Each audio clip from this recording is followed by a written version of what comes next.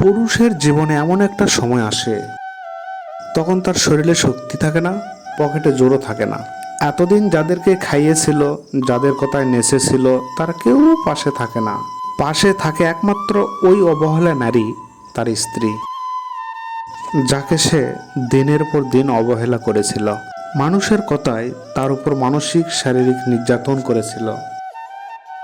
পুরুষকে জন্ম দেন একজন নারী, আবার সেই পুরুষের শেষ সময়টায় পাশে থাকেন, সুন্দর একটা মৃত্যুর উপহার দেয় একজন নারী। একজন পুরুষের শারীরিক শক্তি ও পকেটের জোর যতদিন থাকবে, ততদিন সে তার স্ত্রীকে মানুষ মনে করবে না। যখন এসবে ভাটা নেমে আসে, তখন তার হুঁশ ফিরে কে তার আপন আর কে তার পর। আসলে তখন আর কিছু করার থাকে না। আপনার ভালোবাসা এখন আর তেমন মূল্য থাকে না, কারণ আপনার স্ত্রীর কাছে এসবের আর দরকার পড়ে না। সে অভ্যস্ত হয়ে পড়ে অন্যভাবে।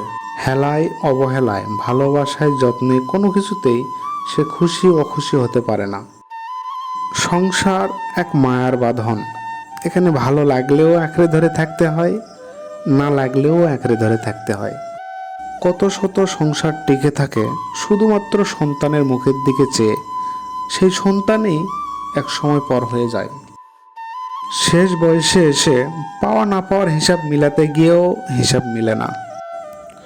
সেই অবহেলিত অযাচিত নারী আপনার শেষ বয়সে আপনাকে বাহুডোরে বেঁধে রাখে, বিপদে আপদে, সুখে দুঃখে। আজ থেকে সতর্ক হন, নিজের সহধর্মিণীকে মূল্য দিন। শেষ বয়সে অন্তত লজ্জিত হতে হবে না তার কাছে। কথায় ছিলাম আমি রায়হান। লাইক, কমেন্ট, শেয়ার করবেন।